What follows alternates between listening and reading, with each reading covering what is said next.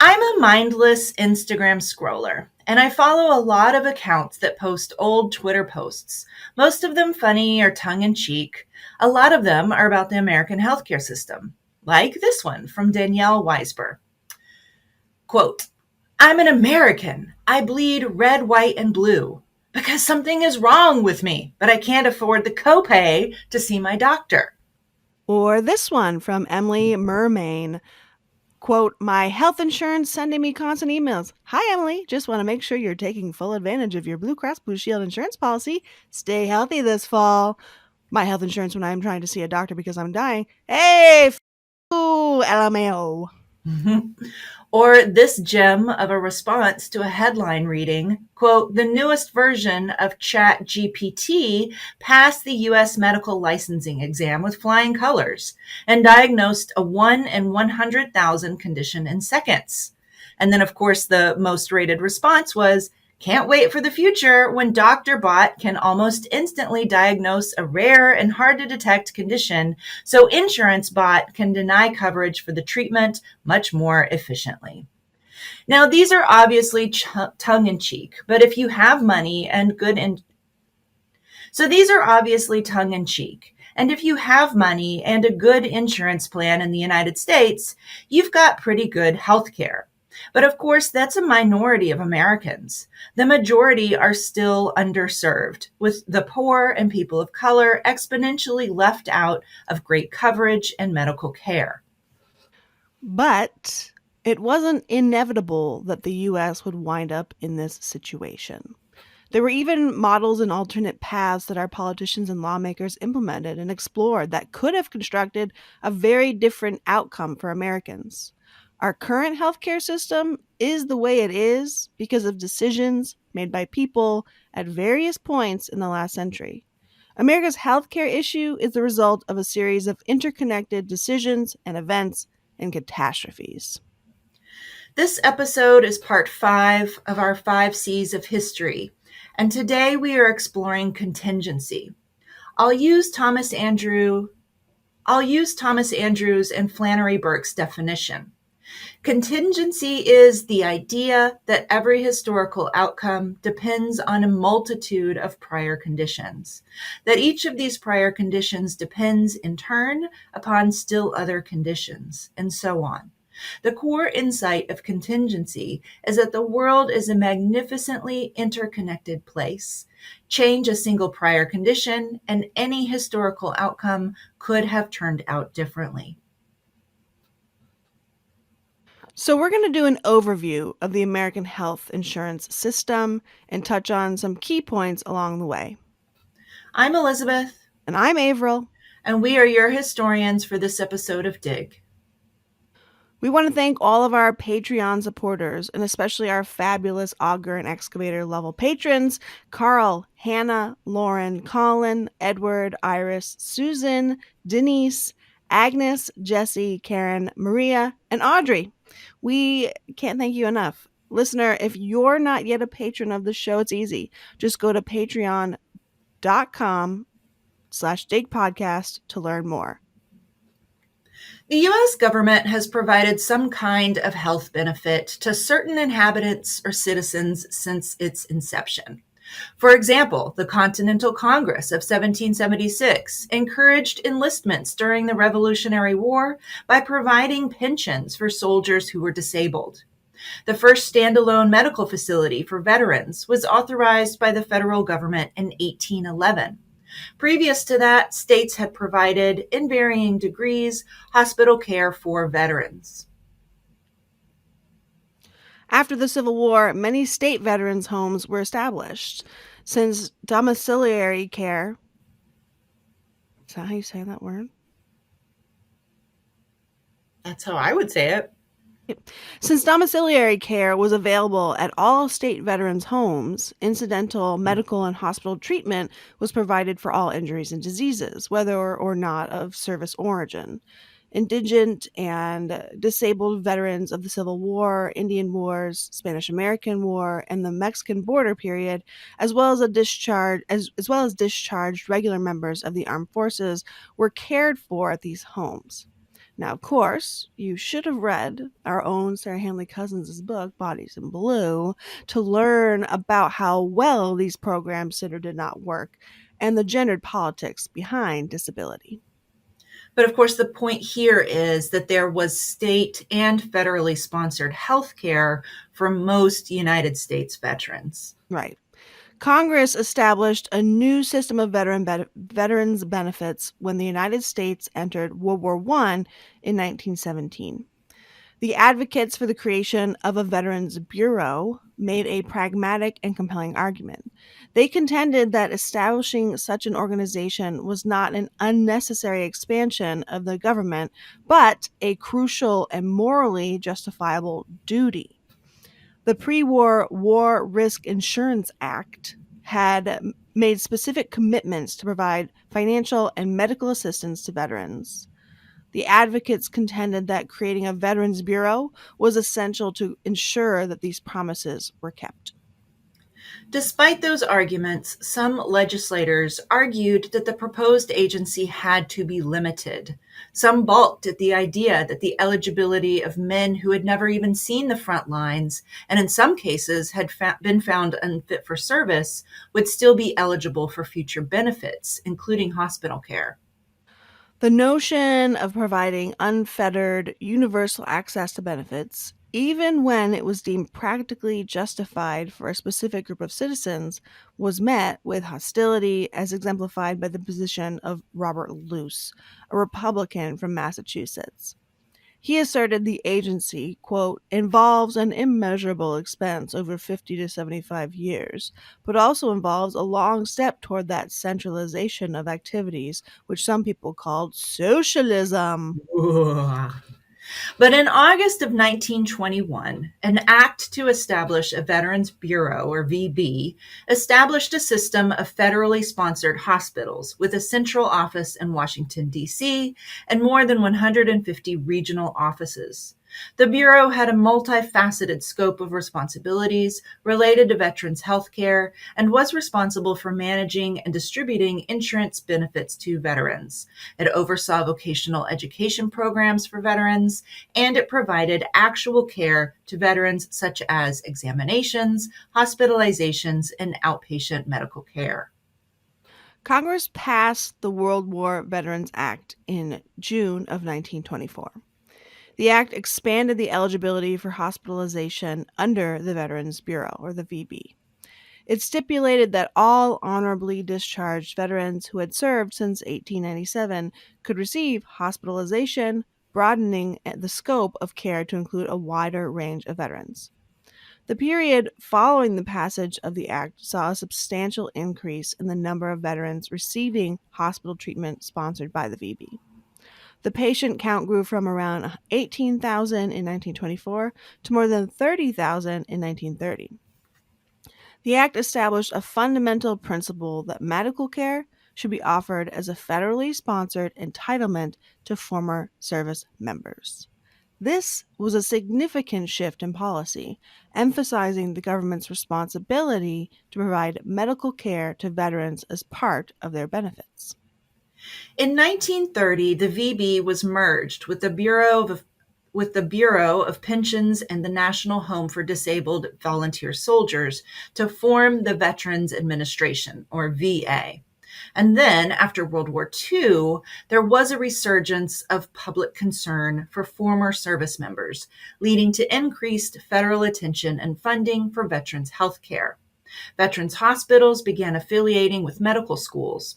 Over the mid 20th century, the veterans healthcare system expanded to include hospitals, nursing homes, outpatient services, and education and training for medical professionals. In 1989, the VA transitioned into the Department of Veterans Affairs, achieving cabinet status, and the administration of health services was placed under a reorganized branch, the Veterans Health Administration. More than 9 million former service members receive health care through the VHA today. Including my partner. Okay, so we've established that the federal government has provided health care to some of its citizens for a very long time. But what if you weren't a veteran? Let's jump back a bit into the progressive era. With the massive growth of cities, one of the most pressing issues was health in the history of the development. One of the most pressing issues was health. And the history of the development of social politics can indeed be framed as a narrative of the struggle to establish a comprehensive concept of public health. The growth of cities brought about new health risks. The concentration of people in urban areas, often in crowded and interdependent living conditions, introduced health challenges that were not as prevalent in rural settings. These risks were often hidden from plain view, much like waterborne microbes. The battle for a concept of public health recognized that health is not solely determined by individual choices and behaviors, but is influenced by the conditions in which people live and work, including factors like labor conditions, housing, and the overall social environment. Around 1915, the American Association of Labor Legislation, or the AALL, was lobbying state legislatures to adopt health insurance for workers. State run health insurance had been in place in both Germany and Britain for more than 25 years and had proved successful in both countries. The AALL proposed bills took the AALL proposed bills took the best parts of both and combined them into a plan that could work for industrialized states. It included sick pay and medical treatment for low-income wage earners and their dependents, and help with the expenses of childbirth. It also had a funeral and a death benefit. The benefits were to be half financed from employers' contributions and half to be financed by employees. And then the administration of local funds was to be controlled by both. Health insurance bills based on the AALL plans were proposed in 18 state legislatures in 1916 and 1917. However, once the U.S. entered World War I, opponents of any kind of state mandated health insurance didn't miss an opportunity to say that the plans were, quote, made in Germany at any chance they got. U.S. doctors were one cohort that opposed state sponsored health insurance. Unlike in Germany, where doctors professionalized within a public healthcare system and relied on their experience doing contract work with the state, and in Britain, where doctors almost always did some contract work, their American resistance to state health insurance was a way to gain more administrative authority over their jobs, not to squash it completely. No. You added American, but they're talking about British. Oh, okay. Unlike in Germany, where doctors professionalized within a public healthcare system and relied on their experience doing contract work with the state, and in Britain, where doctors almost always did some contract work. Uh, Okay, I see what I see. this is like it's a confusing sentence. Uh, let's see. Relied on the and in Britain, doctors. Okay, let me just change this up a little bit, and then it'll make sense. Okay. Um,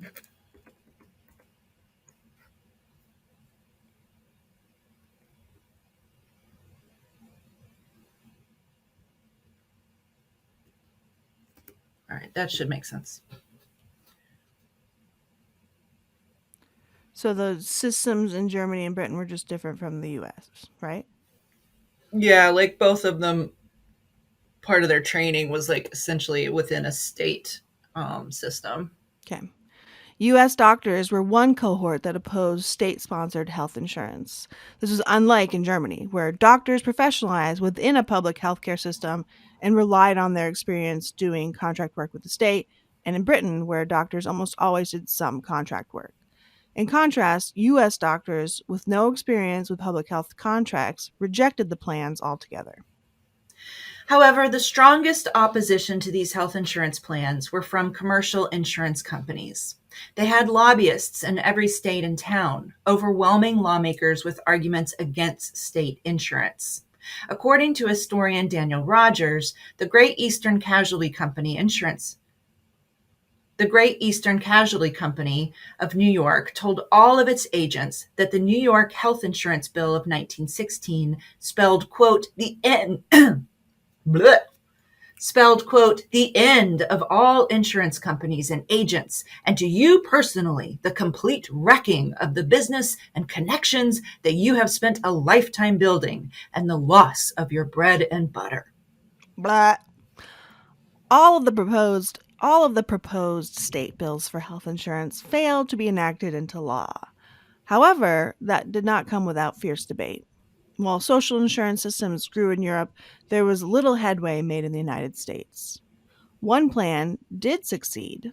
The Shepard Towner Act, officially known as the Shepard Towner Maternity and Infancy Protection Act, was passed in 1921 and was the first national public health program, and it was for the sole purpose of aiding children and childbearing women.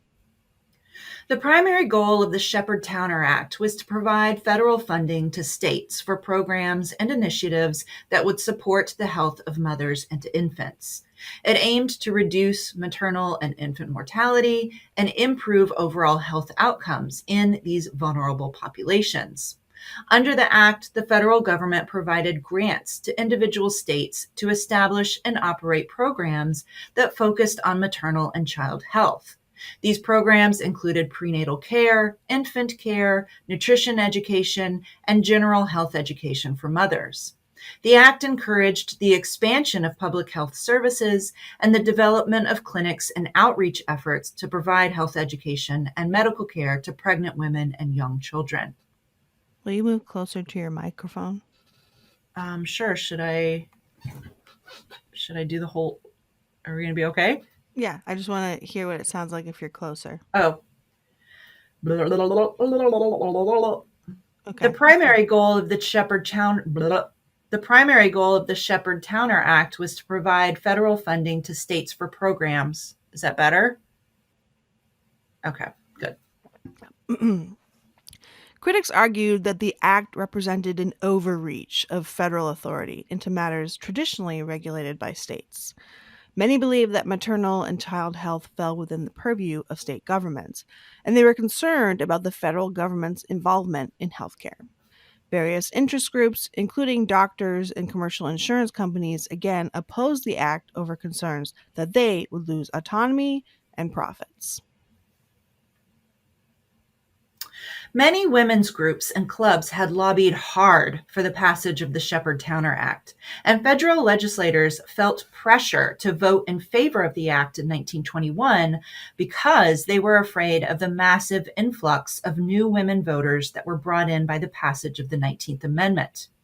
However, by 1927, it was clear that women were not voting in nearly the numbers that suffragists had hoped and legislators had feared, nor were the ones that were voting doing so in obviously partisan ways. And so the act was not renewed and it expired in 1929. In response to massive labor activism and as a way to avoid the need for government oversight, some large companies began to participate in what became known as welfare capitalism, also known as industrial paternalism and rooted in the free market. This is indeed in air quotes. There's no such thing as a free market. Uh, Belief, right, that Americans should look to workplace benefits provided by private sector employers for protection against economic fluctuations instead of the government. Welfare capitalism was a strategy employed by some employers and businesses to resist government regulation, to resist labor unions, and to resist the establishment of a comprehensive welfare state. This approach sought to maintain control over labor relations and to limit the influence of unions and government intervention in their businesses. So essentially, what some employers did in order to increase productivity and to avoid complaints about larger structural issues is they began offering welfare services to their employees. And one of these incentives was often medical benefits. Business led welfare capitalism was only common in American industries that employed skilled labor, and not all companies freely chose to provide even minor benefits to workers. The skilled trades and the unions that represented those trades, for the most part, did not allow people of color to join their ranks. Therefore, the welfare benefits those skilled tradesmen received were reserved for white men. Because this was also a time where women were explicitly barred from the skilled trades. This was also a time when women were explicitly barred from the skilled trades as well.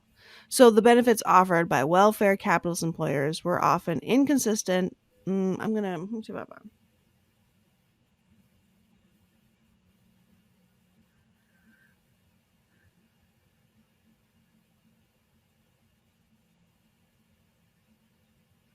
The How skilled dare you? trades and the unions that represented those trades, for the most part, did not allow people of color to join their ranks. This was also a time when women were explicitly barred from the skilled trades as well.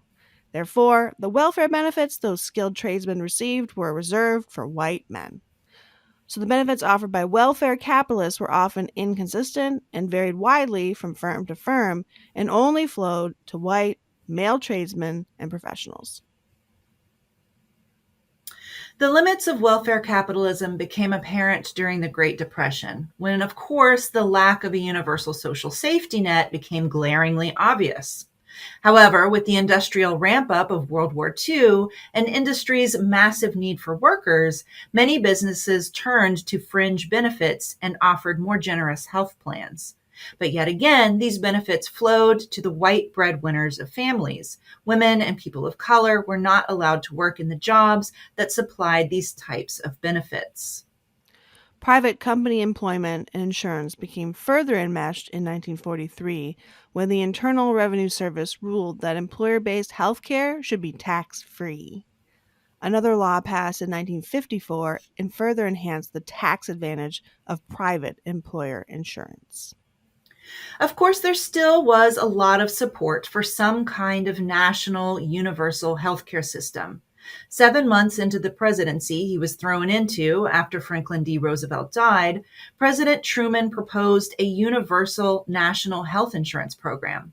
In his remarks to Congress, he declared, quote, "Millions of our citizens do not now have a full measure of opportunity to achieve and enjoy good health. Millions do not now have protection or security against the economic effects of sickness. The time has arrived for action to help them obtain the opportunity and that protection. In the past, the benefits of modern medical science have not been fully enjoyed by our citizens with any degree of equality, nor are they today, nor will they be in the future unless government is bold enough to do something about it." Now, of course, this wasn't dreamed up by Truman, but was advocated for by all kinds of reformers. The support for President Truman's proposed National Health Act was divided along ideological and interest group lines, with unions like the Congress of Industrial Organizations, or the CIO, strongly supporting the plan, and the American Medical Association, or the AMA, opposing it. And you guessed it, labeling it socialized medicine and therefore evil. But as any American is well aware, we still don't have a comprehensive universal health system. Admitting defeat, Truman wrote, quote, "These skinflint loan companies who charge the people from 27 to 50% interest on small loans, I think they are the worst vultures we have to contend with. They and the American Medical Association are the very reason there have been such a howl about health insurance." Just got to get that down home Truman in there for sure. What does skinflint mean? I mean, it's a slur. I don't know what it means I thought literally. I always thought it had something to do with like penis foreskin, Well, let's look it up. but I think Skinflint. maybe I dreamed that. That's always possible. A person who spends as little money as possible. A miser. A skinflint? That don't make no sense. Sorry. That's what it is. Get your head out of the gutter. All right. Never. Every president since FDR has had to have a stance on public health care. When Lyndon Johnson took office, he moved forward with a bold domestic agenda he called the Great Society. An old New Dealer himself, LBJ saw himself as building upon the legacy of Franklin D. Roosevelt's New Deal by expanding social and economic programs. As part of this vision, Johnson championed the establishment of Medicare and Medicaid, which were significant components of his Great Society agenda. Medicare extended health coverage to elderly and disabled Americans and was designed to work in conjunction with the existing Social Security program. Medicaid supplied health insurance to low income Americans. The Great Society faced opposition from rising conservatives like Senator Barry Goldwater and then Governor Ronald Reagan. Even as these changes were made, many Americans by this point in time saw insurance benefits as a natural benefit of paid employment, not as an anomaly or a contingent outcome of historical forces. Essentially, people with good jobs, so think white, educated, mostly male people, got health care through waged work, and almost everyone else, unskilled workers, single women, looked to the government for health care. Many people stopped questioning this system and just accepted it as the natural order of things. But of course, this episode is all about contingency and how every historical outcome is based on previous conditions and outcome. So at any time, different paths could have been taken, different decisions could have been made or unmade. So none of these outcomes that were tying health insurance to waged work were inevitable. In the 1970s, President Nixon did try to get a law passed that would mandate private employers to provide health insurance. So, not universal care, just a strengthening of the private insurance plan. But even that was unsuccessful. But Nixon's plans, too, were contingent on other factors. Nixon's two proposed healthcare policy overhauls, the National Health Insurance Partnership Plan and the Comprehensive Health Insurance Plan, were both formed, advertised, and communicated to the public, not as standalone plans, but in response to the politics and health plan of Democrats in the Senate, most notably Edward Kennedy of Massachusetts. Almost on every occasion, the Nixon administration's internal conversations regarding healthcare were strongly divided by the desire to divert Were credit strongly from driven. were strongly driven by their desire to divert credit from Senator Kennedy's initiatives and instead focus on the president's efforts. They aimed to deflect attention away from Kennedy's healthcare proposals and counter the extensive media and public interest often directed toward the Massachusetts senator. As the New Deal order began to wane and the rise of neoliberalism reigned supreme, the philosophy of maximizing shareholder value became dominant and defined contribution plans such as 401ks replaced guaranteed pensions. All at the same time, the average duration of employment at the same time, the average duration of employment at the same firm decreased significantly for many workers, and many worker protections were also chipped away. In 1993, President Clinton appointed his wife, Hillary Clinton, to chair the president's task force on national health care reform. President Clinton had made health care reform a central promise during his 1992 election campaign. There was a sense of urgency to fulfill this campaign pledge, and there was substantial public support for healthcare reform at that time. But of course, the forces that had historically been against healthcare reform were still going strong. Critics of healthcare reform, including conservative talk radio hosts, used fear based rhetoric to convey the idea that government intervention in healthcare would lead to a loss of personal freedom and government control over medical decisions. They often presented worst case scenarios and exaggerated potential negative consequences. The insurance industry had a financial stake in the healthcare reform debate, and through advertising and lobbying, they sought to protect its it sought to protect its interests and prevent reforms that might reduce the role of private insurance in healthcare. Throughout 1993, the Harry and Louise campaign was a significant and highly visible television advertising campaign funded by the Health Insurance Association of America, a predecessor organization of America's health insurance plans, a health insurance lobbying group. The campaign was launched in response to the Clinton healthcare plan of 1993 and various congressional healthcare reform proposals in 1994. And the ads depicted Harry and Louise expressing their concerns about the potential bureaucratic complexities and government intervention in healthcare reform proposals.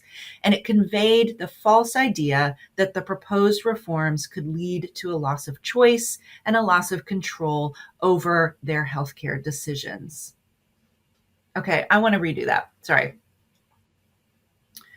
Throughout 1993, the Harry and Louise campaign was a significant and highly visible television advertising campaign, and it was funded by insurance lobbying groups.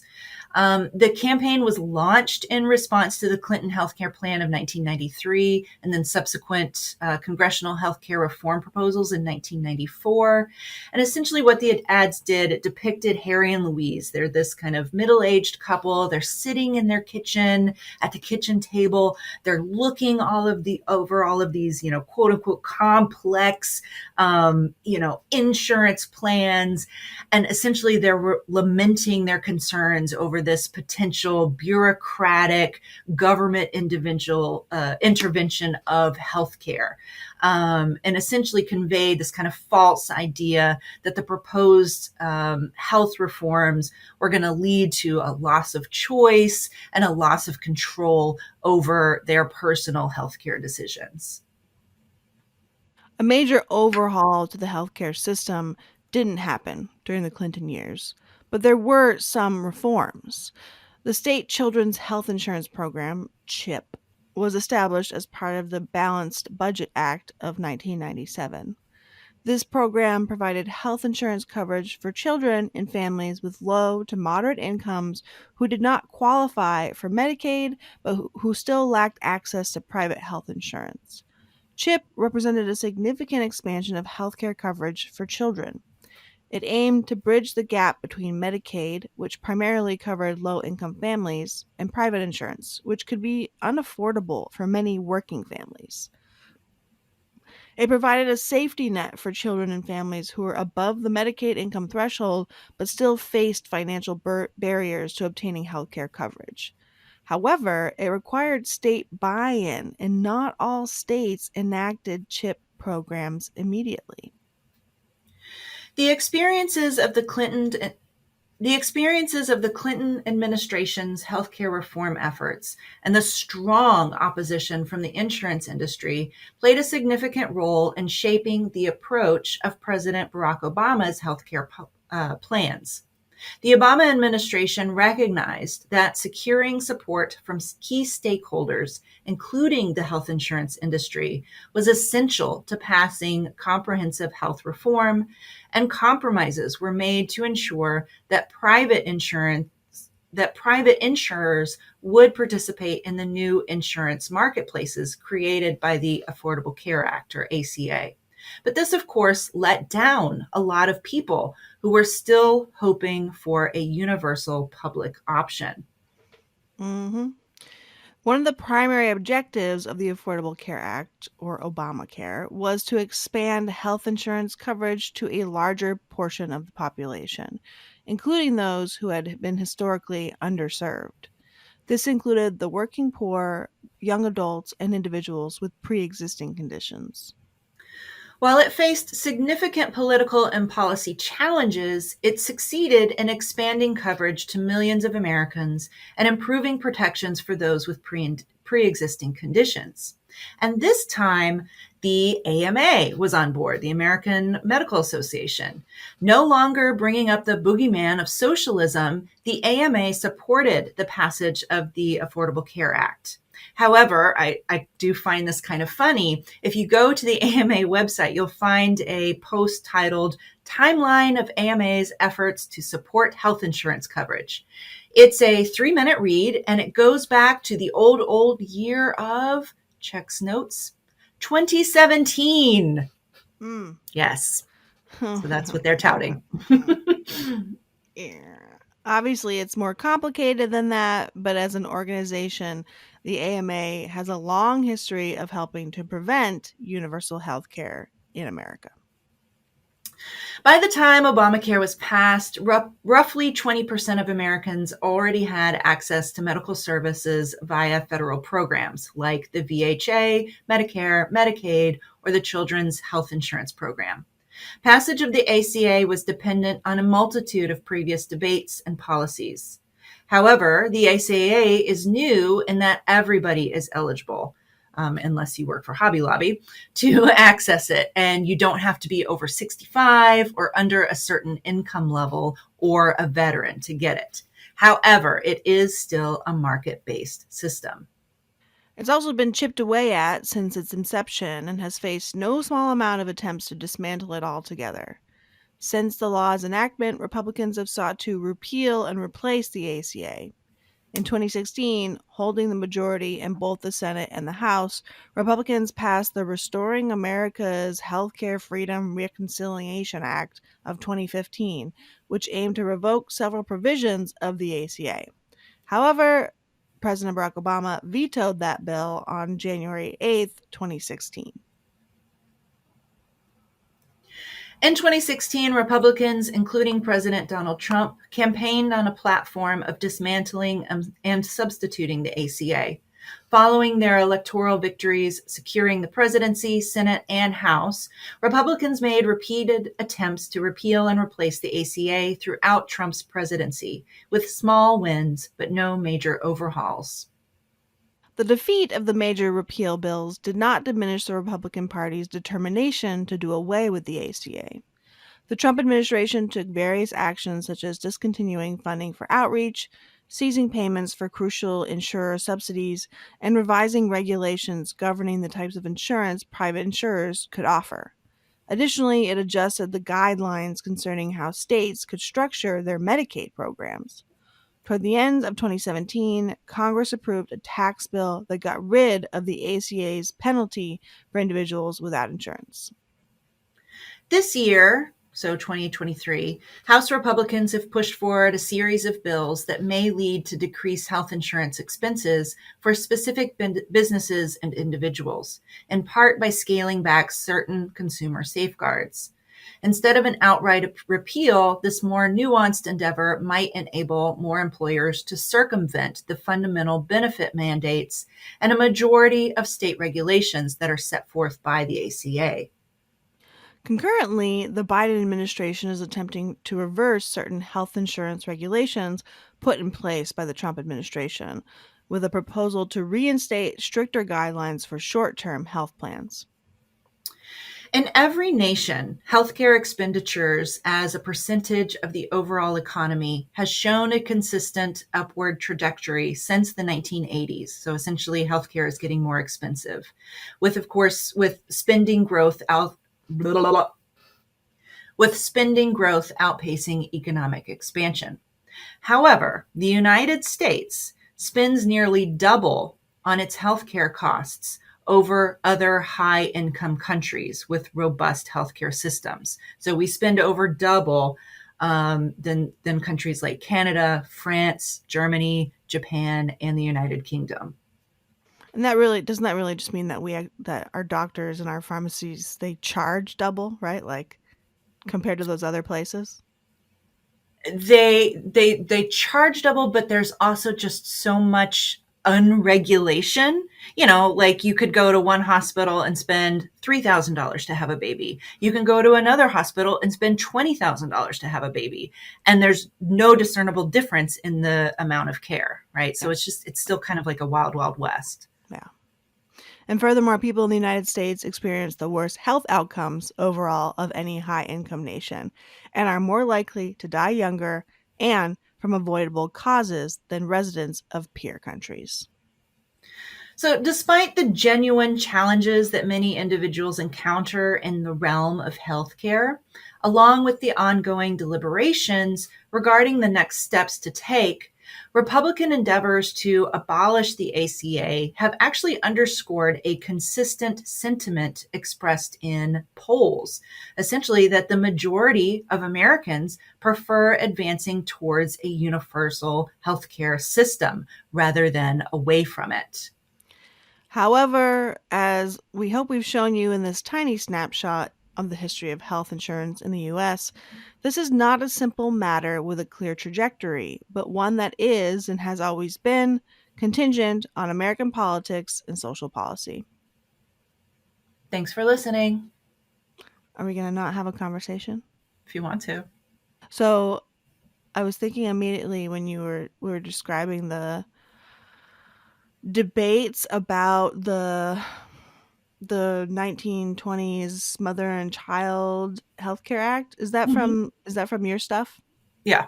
Shepherd Act. That would be a really good reacting to the past game, Oh, that would be. right? Because I mean, it's obviously super relevant to students today. So I think that they would get really into it and digging into that historical context for health insurance and health care in America. But also, it seems like there's clear factions and multiple lobbying groups, and you'd also be able to have it'd be like, reacting to the past has too many games that are male centric. And this would obviously have opportunities and spaces for more women's voices and people of color's voices, which would be really interesting. That's a really good idea. Let's create that. We should not put this out into the world, and you and I should create this. Yes, we should. This should be our next dig podcast project. Let's write a reacting to the past game about this thing. And then the other thing I was thinking about was how angry this makes me. I know. This is really short and sweet, and I mean it could have gone in a million different directions. Maybe I kept it too tight because it's just so messy. I mean, I think at the end of the day, the main thing to come away with, and this is why I started with the VA, and I guess I should have kind of come back to it at the end, is we have socialized medicine. The VA is socialized medicine. It is medicine provided by the government and paid for by the government. Mm-hmm. It is a large network of socialized medicine, right? Yeah. So it's always been a matter of the haves and have nots, right? Like who is quote unquote worthy of having um, systematic universal coverage, Mm-hmm. right? Mm-hmm.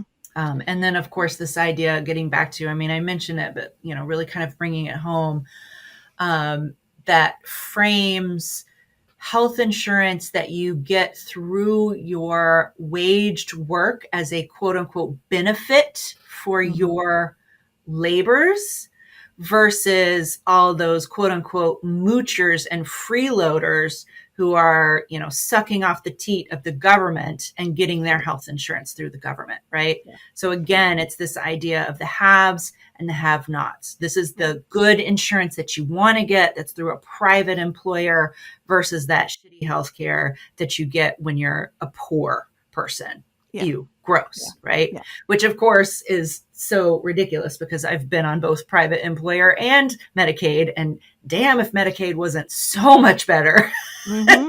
Yeah. than my private insurance, right? Yeah. No, absolutely. And like there are obviously it's not like the VA is perfect, right? Sometimes it's bloated with administration and it's slow and it's not ideal, and there are some specific branches of it that are shitty, but like Dan and has now experienced the VA in Minneapolis, Twin Cities area, Buffalo area, and Vermont. And in all of those cases, they're super responsive, they're efficient, they get him the healthcare he needs, and he needs a lot of healthcare, like several trips a year, right? Like just for routine maintenance.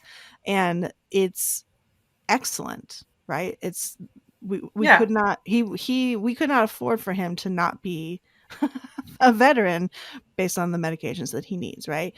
And so it's obviously possible, and it could work for everybody because we have so many veterans who are being served by the VA, right? Like we have so many citizens who are being served by the VA.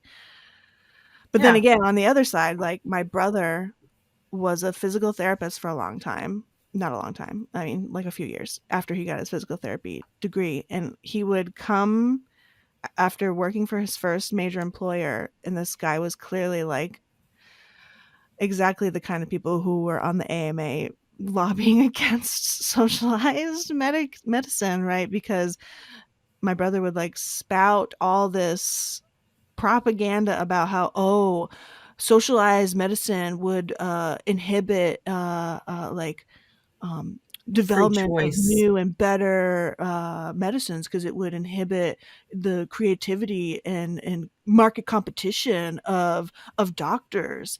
And it like, oh, socialized medicine is bad because I can't get as much money out of each visit with a patient because I have to accept these XYZ medical insurances and they'll only pay out XYZ amounts. And I'm like, do you hear do you hear yourself? Right? Like these are, well, first of all, just complete bunk. And also, I don't know. I've never understood profiting off of people's fucking suffering. It just makes me sick.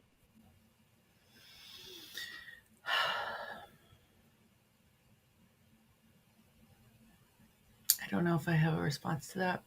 No, there's no response. And obviously, like, not only is the issue our politics, right, but it's also our entire medical pipeline, right? Like how much money we charge doctors to get medical degrees, right? Like I think it was NYU was the first medical school in the country to very recently they no longer charge tuition for their medical programs, I believe.